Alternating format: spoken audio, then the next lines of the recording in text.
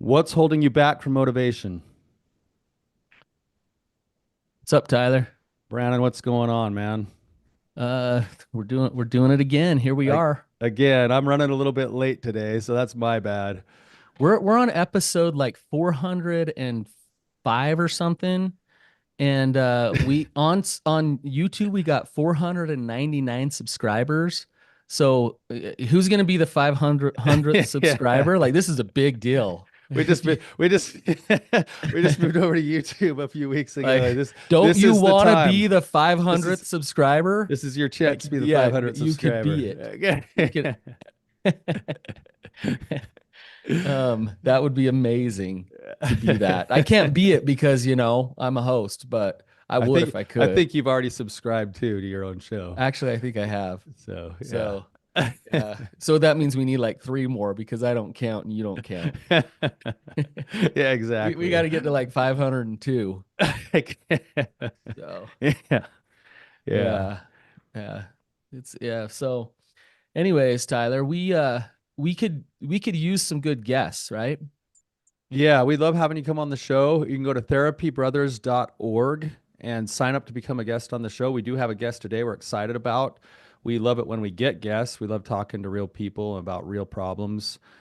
So, yeah, if you'd like to come on the show, therapybrothers.org, and then just hit the button that right when you on the homepage to ask a question. Then it'll ask you to either submit a question or to sign up to come on the show. We try to get to submitted questions. We don't get there as often as we do to people who just sign up on the show. So just sign up and come talk with us. Yeah, and we don't shy away from any topic and we love all questions. So if you want to talk parenting, you want to talk addiction, you want to talk relationships, you want to talk the philosophies of life and what it's all about, like come on, let's do this. Yeah. So I'd love to talk to you. So therapybrothers.org. Go there and you can sign up to be a guest. Yeah. So Speaking of guests, Brandon, we have Tim with us today. You and I both know of Tim a little bit, love him, but we're happy to have you on, Tim. So welcome to the show. Thank you. Thank you. I'm excited to be here. if you want to give a little background, tell us what's going on with you. So it's been about 6 months since we've seen you. Fill us in. Tell us what's happening, what you're struggling with, and ask any questions that you have. Yeah. So my name's Tim. I been in recovery since been pursuing recovery since 2019. So it's been a good while and went to the Rising Sun conference, men's retreat, about 6 months ago where I met you guys. Um, and yeah, I felt like that was a really big step for me. Things were going really well. Started to take a lot of healthy steps, and um, yeah, recently it feels a bit like it's come crashing down. Um, I feel like I kind of lost motivation or got burnt out. Just like I was going to three different groups um and yeah, just have really fallen off of that. Kind of dread going sometimes. I was training for a marathon. I was super motivated in that, and then like the last 2 months before the marathon, which was actually last Sunday, I completed it. Praise God. You Uh, did the Good marathon. man. Way Good to go, job. dude. did the marathon, but I only got up to like 15 miles in my training, and I didn't train for like the 2 months before the marathon. So, That's needless to called say, I tapering, suffered. T. That's called tapering, Tim. Um, but I'm really glad to not be running anymore. But I feel like it was like a huge driving factor in my life of like something I was running towards. And now I feel like I'm floating in the void and I need something to get me going again. When you say you're floating in the void, Tim, can you talk a little bit about like I guess the difference in what you were feeling maybe 4 or 6 months ago versus now, and then what the outcomes in your life are and how they're different? Yeah, yeah, I mean, I think that's a pretty hard question for me, and I think like it's a good question because I think that's kind of where the answer lies. Um,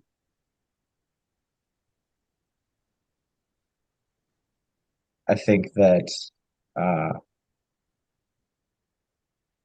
yeah, I just like kind of recently got out of a breakup, went through a breakup, and I was really motivated to like move on, and um I felt like I was on the brink of like getting free, and like I was gonna have a huge breakthrough. And then I guess like over time, as I continued to relapse and didn't have the breakthrough I thought I was gonna have, it just felt like, man, I'm just like right back to where I was, and the surety that I would be free in the next couple of months wasn't so strong anymore. And I guess I just like lost a little bit of hope that freedom was right in reach. What are you when you say free, what are you like what are you trying to be free from? What do you mean by free? Yeah, I mean, like I want to pursue wholeness and healthiness and everything, but specifically when I'm referencing that, it's pornography and masturbation, and um, that's kind of what got me into the recovery sphere. But as everyone realizes, it's a lot deeper than just pornography and masturbation, and there's something in me that needs to change. Gotcha. So free from those behaviors is what you want. Yeah, Okay.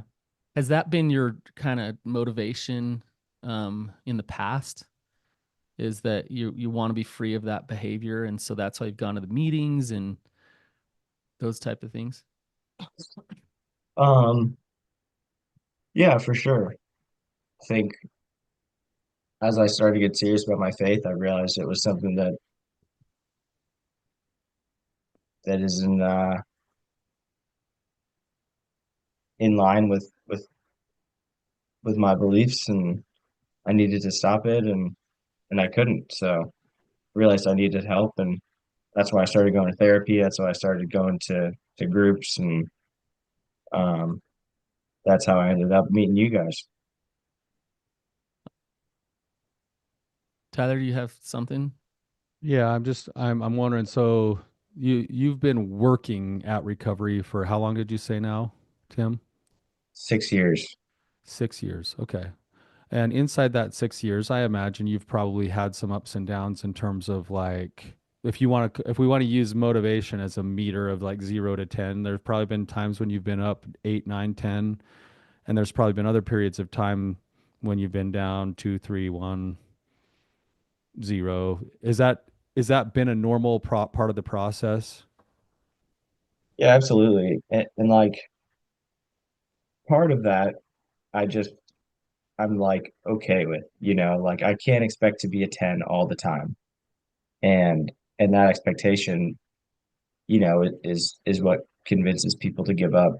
Um, I like think of it like the stock market is like in the day to day it goes up and down, but like in the long term, I want to be trending upward. Um, so yeah, Sure.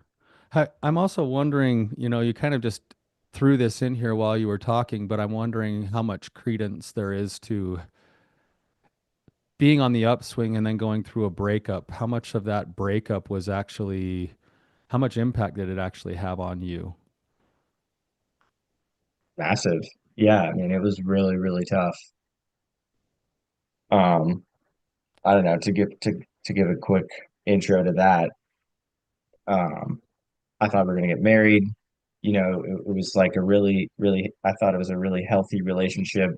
Um, and we had talked about porn um in less detail. And then, as we started getting ready to get engaged, we had a deeper conversation.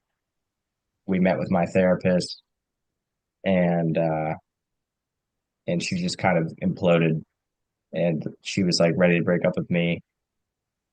Um, and yeah, our relationship just like never recovered from that point. It like really shocked me because it was like, wow, I thought I'd like been so honest with you, and like I didn't think that something like this, like I guess deeper understanding of something I already thought I'd disclosed to you would lead to our breakup. And um, yeah, so Hmm. that was really hard and left me with a lot of feelings of like I can't be loved for who I am right now, and and I have to change to be loved. Hmm. So it kind of drove home a lot of the shame around the issue, like already feeling like I need to stop this behavior to be okay. And then having that relationship in that way reinforced that you're not okay. Mhm. Oh, okay. Um, can I do something annoying with you, Tim? Let's do Sure. something annoying for a minute. I'm warning you that this is annoying to start, so I'm not just annoying. Okay. We're gonna go. We're gonna do five whys. Okay. So we're gonna start with a why, and you said, "Well, I want to be free. Like why work your recovery? I want to be free from this behavior." Yes, I'll count that as one for you. Okay. Okay. Why do you want to be free from this behavior? I already know the last why. Hang on, let's get there though. I was just talking to my therapist about this the other day, but let's go through Okay. Why do you want to be free from this behavior? it. Because I've noticed the destructive tendencies it carries. Uh, it feel like it distances me from God, Okay. and and uh, we're commanded not to. Okay. So you're commanded not to, it distances you from God, and you know it's destructive. Okay. Mhm. Um, so so why does that matter? And that might sound like a dumb question, but why does that matter to you that it distances you from God and it you're commanded not to? Um, in the God sense, that's important to me just because uh, I believe that that God created us, Okay. and he has a plan for our lives and a certain framework that's going to bring us the most fulfillment and joy. Okay. So God created us and has a plan and a framework. And you believe that if you actually step into that plan and that framework, then you'll have joy, right? Yeah. So why does stopping pornography, like what why does that get you to that plan and that framework? Why does that get me to that plan and that framework? It doesn't completely, Okay. um, but Do you really believe that? Like, can you be looking at porn and masturbating and still be connected to God and living in your purpose? in the moment or like, Either. yeah, yeah. I mean, I definitely think I'm connected to God all the time, um, So then why quit the be- porn? because it, uh, well, back to the destructive tendencies, and then like, it's a spectrum, right?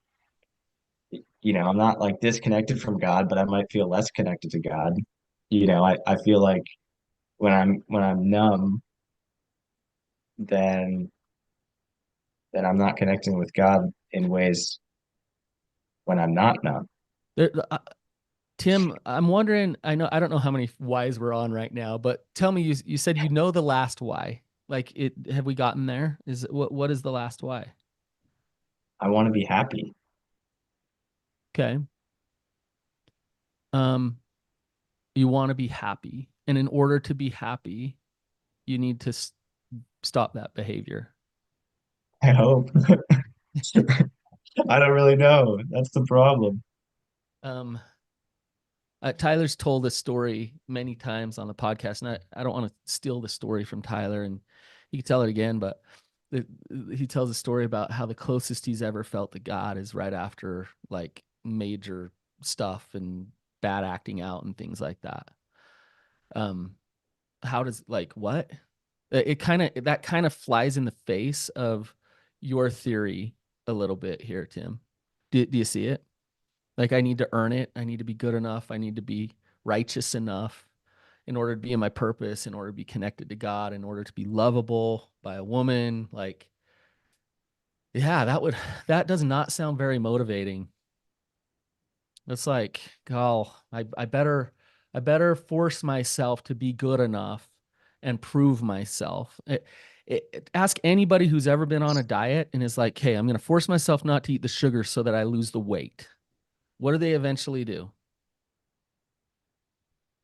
They eat sugar again. They eat the sugar because underneath all of it, they're still living in this state of shame, self-deprecation, and constantly failing. I failed again. See, there's more proof that I'm not okay. More proof that I'm not okay. Um, so it's really hard to sustain long term with that philosophy underneath. It's it's a shame. It's a shame cycle that's about force and control, Hmm. which just produces more shame. And you can get motivated for a while, and then all of a sudden you're right kind of where you're at now, Tim, where it's like, well, yeah, I'm done doing that. So, Tyler, I brought you up. Any thoughts on? No, yeah, I like where you're going, and it's weird because I see some dialectics in this where what I think you're saying, Tim, is interesting because in I want to be happy, that still has more discussion to be had then is like what kind of happy and what is happy.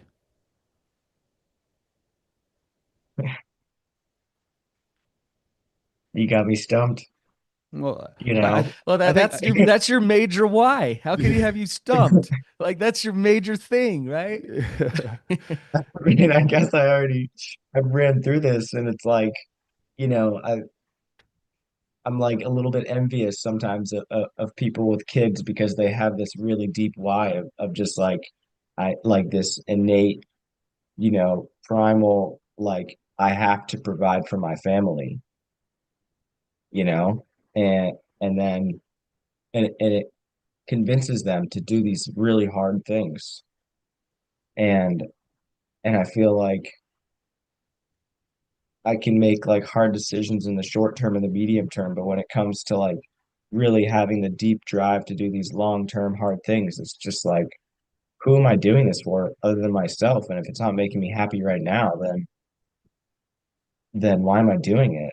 And then I just give up, you know? I that's what I'm hearing in you, Tim, and this is where I think Brandon's going is that there's nothing wrong with doing your best to be your best self. In fact, I think that's part of what happiness is and success is. Brandon's looking at it though, and it's almost like we could see like just see you like because we saw you snapshot. I think at the retreat, you actually left on your free time to go for a run because you were so dedicated to your marathon at the time. Yeah. Right? I think I remember watching you leave the house to go for a jog or something because you were so committed to it, right? But there's I hope our listeners can hear this. There's two different energies between the two places you're talking about. Where the first energy was when you were in that state of motivation, that energy was a place of already knowing who you were and what you were capable of and being committed to whatever that cause was. And the second energy, and this makes total sense to me. You know, we talk about like all the different things that lead to relapse, blast, like bored, lonely, hungry, angry, stressed, tired. You know, the one thing that's the biggest form, the biggest factor for relapse in my practice, bigger than any of those, rejected. And all of a sudden, there's this place where you think you're doing everything right.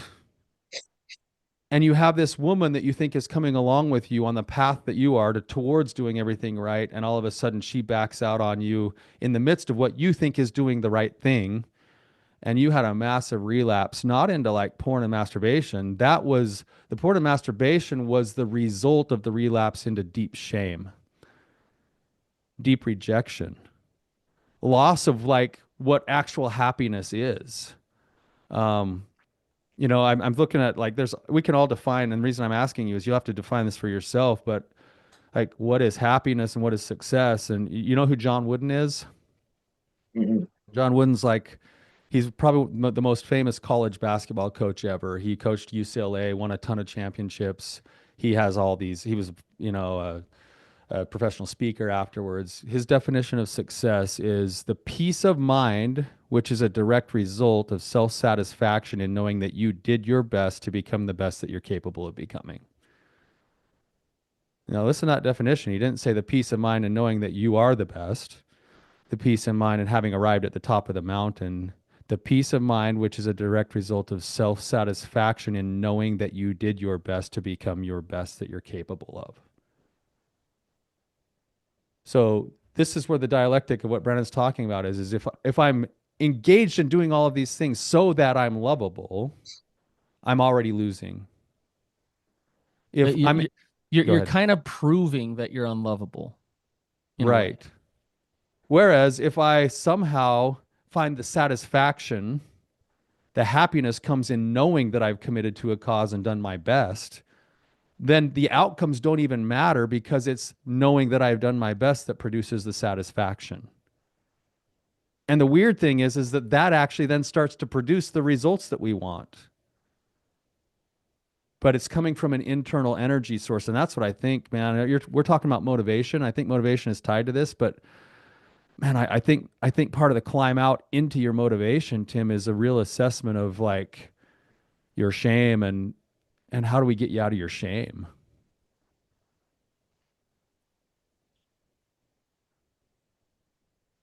Do you Tim, do you understand the paradox that Tyler just outlined?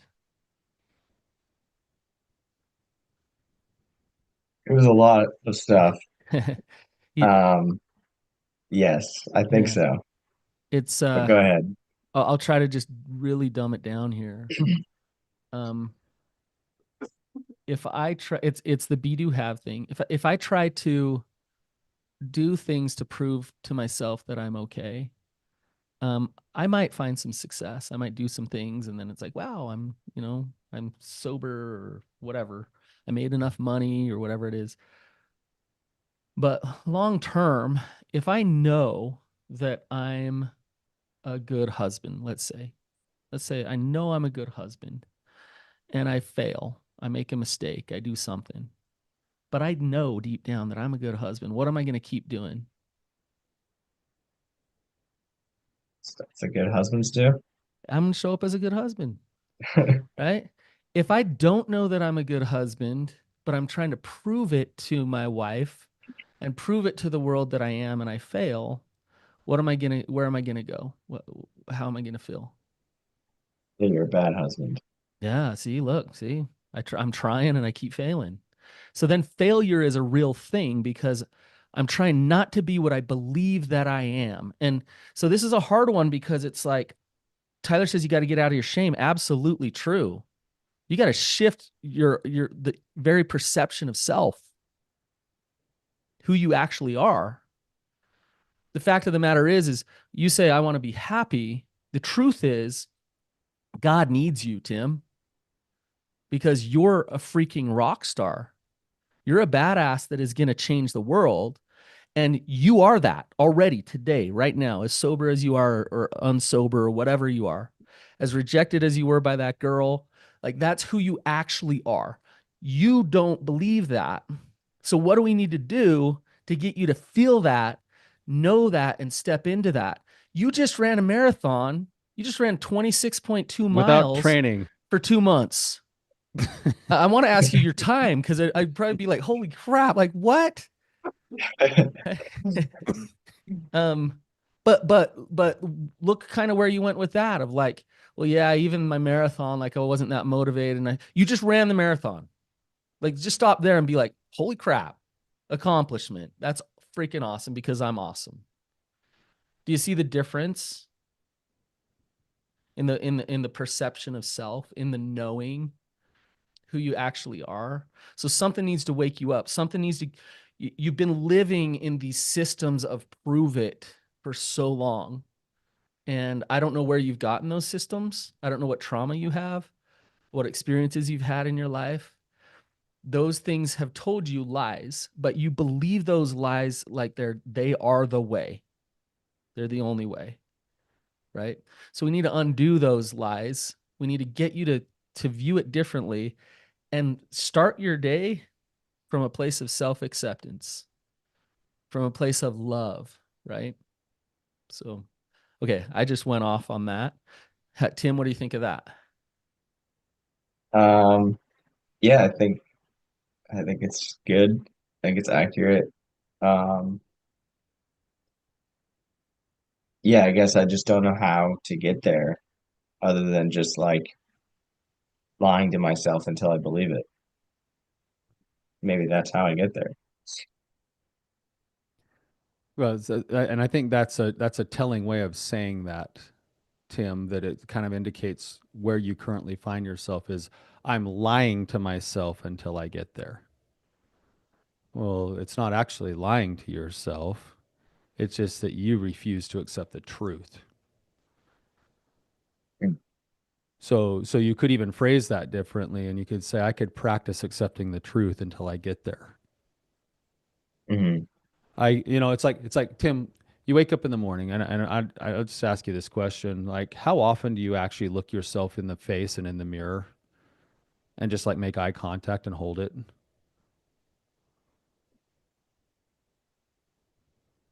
I don't know. I used to do it a lot. I used to Yeah. have a whole morning mantra, and maybe that's part of the shift is that I quit doing that. Well, or maybe the shift happened so you quit doing it.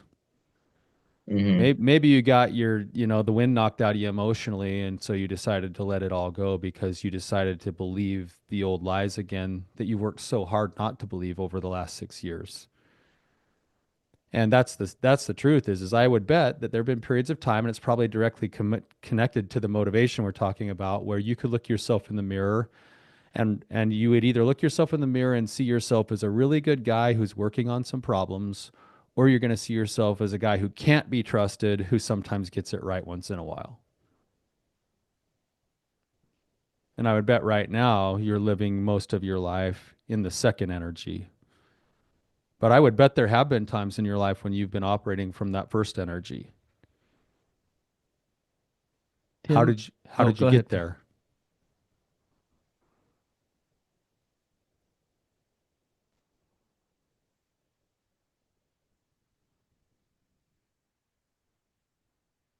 I think there's definitely been times in my life where other people have given me that belief, and I'm able to hold on to it because if other people believe it, then I can believe it, Hmm. you know.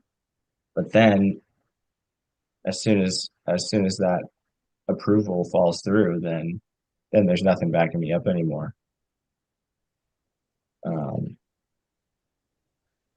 Tim, do you believe in Jesus? yeah, Then why are you trying to atone for your own sins? And another question I have is whose way is force and control in order to be good enough? Is that Jesus? can you say that question again? Does Jesus use force and control so that you can be good enough? Is that his way? No, What's Jesus's way? forgiveness and sacrifice Yeah. Well, why did he sacrifice? because he cared so deeply for us. Yeah, because to give you unconditional grace and love, so that you can fall there again and again and again, and hand that to him, and stop trying to be perfect and good enough yourself. And you find peace there. You find love there. Satan comes in and says, "You got to do it this way. There's one way. Force yourself to be good enough." And if you force yourself to be good enough, and so when you say, I want to be free from porn because I want to be righteous, what God are you worshiping by forcing yourself to be free from porn? Do you see what I'm saying? Yeah, yeah. I guess I just, it sounds really nice to say out loud, and I just never know how to practically implement it, and it just feels like, like the popular Christian way to say it, let go, let God, and it's just like we're we're in like Neverland, and if we just put all our trust in God, then all our problems will just float away. But I've never experienced anyone who's just like, yeah, I was like a alcoholic, and then I just stopped thinking about it, and I now I think don't drink anymore. I think it's, let go and let God isn't about all of your problems going away, but it's when your problems come up, you can handle them. You're resilient to the shame. Yet Mm, your problems don't turn into suffering because it's like God has me. Like God can hold this. mm, Christ's atonement can take care of this failure that I had. And so it's not becoming perfect, but there really is this catch 22 of and a lot of people get to this place of like I have to control here because if I don't, then I'm just gonna go to crap. Like it's gonna be horrible. If I'm just like, yeah, okay, I'm giving this to God, so I got to control this, right? But yeah. there's this thing, and Tyler and I have seen it, and I've experienced it in my life, and I know Tyler has too, where it's like to truly turn your will and your life over to the care of God, to truly let go and let God. All of a sudden, um, like the way you resonate shifts and what you do changes and your motivations just become more automatic because you're operating from a place of already knowing that you're loved, already knowing that you're accepted. So when girlfriend breaks up with you, ouch, that hurts, there's grief, but it's like it's okay, I can handle this. My recovery was never based on her anyways. This is between me and God, Yeah. and I'm close to God even if I fail, right? Do you see the shift, the difference? Hmm. I hear your skepticism. I hear you're like, yeah, but So why quit porn? Well, I think what's interesting about that is that you probably already have the answer to that, and you actually probably gave the answer without realizing it earlier a little bit, Tim. Is I, that yeah. go ahead, Brandon? Well, I hated his answer. Well, I actually think, but I think that these are the things that are hard to sift through because what you're saying, Brandon, there's still some truth in this. It's just that they get put in a different order, right? Yeah, So, yeah. so if I learn to surrender to a God that I believe in, who operates solely from a place of love, that God still has, that God is perfect in all things, is perfect in love, perfect in boundaries, perfect in everything. Um, if I, and this is where I think the resistance I feel from you, Tim, is if I actually fully surrender to that God, number one, I don't know, it's a faith thing because I don't know if I'm actually going to receive the love that I'm promised.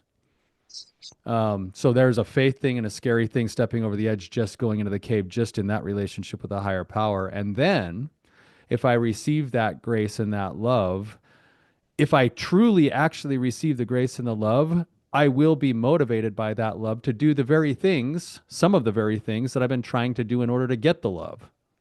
But it'll be coming from an inside out kind of a place. I will wake up in the morning and go, man, I already know that I'm loved. And then all of a sudden, I'm going to make a choice not to go look out porn or masturbate because the love that I feel makes me want to not pursue those decisions.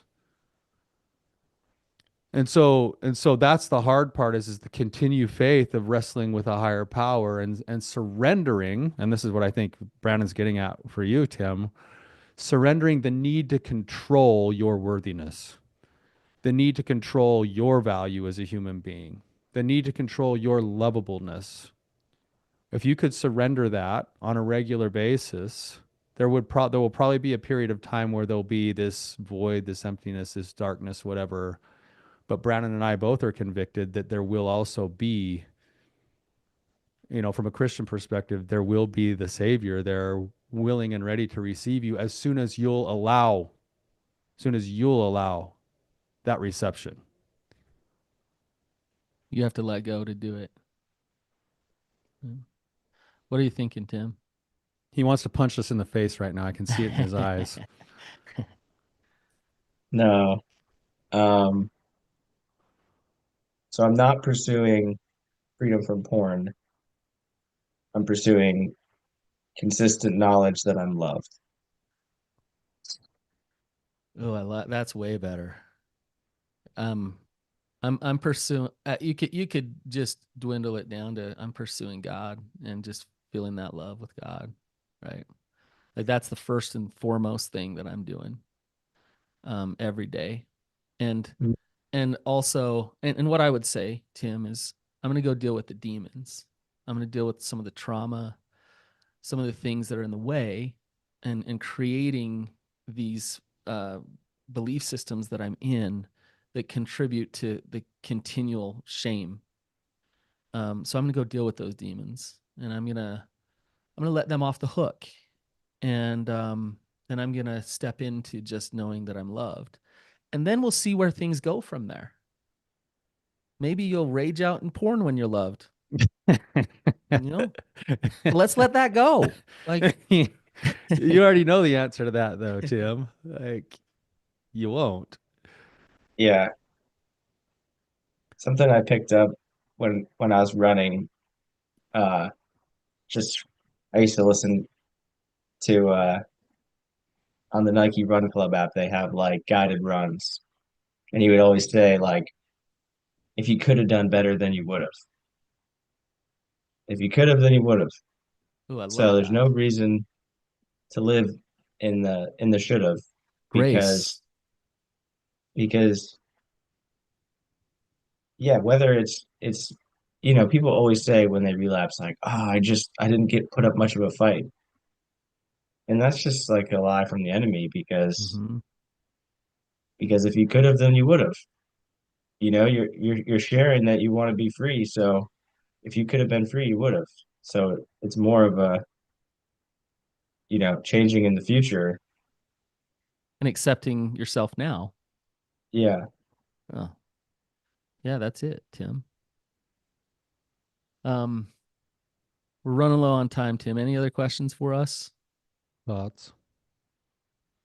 Um, no, no, I appreciate you guys. I guess I'm cured now. Yeah, you did it. We did it today. Awesome. Okay. Yeah, if that's what you decide.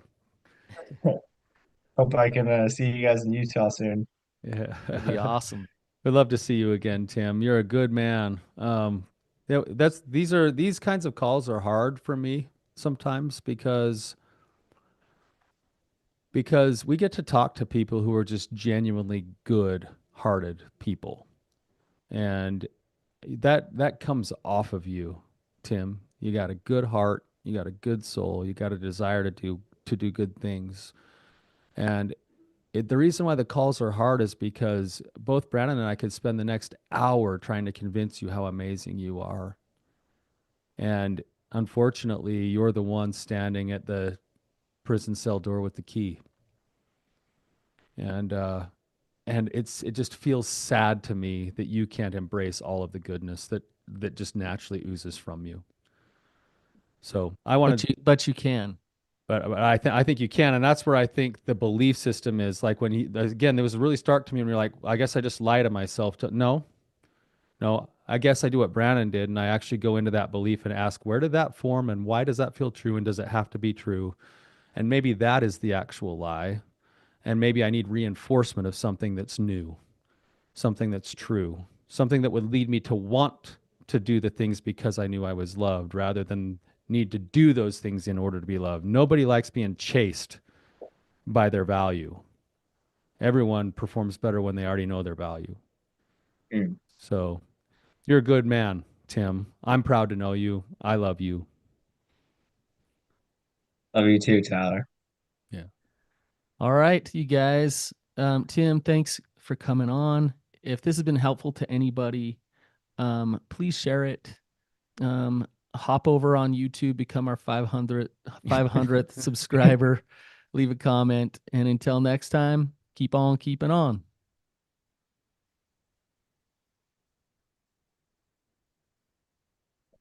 That was a crazy accent you picked up there. At the end.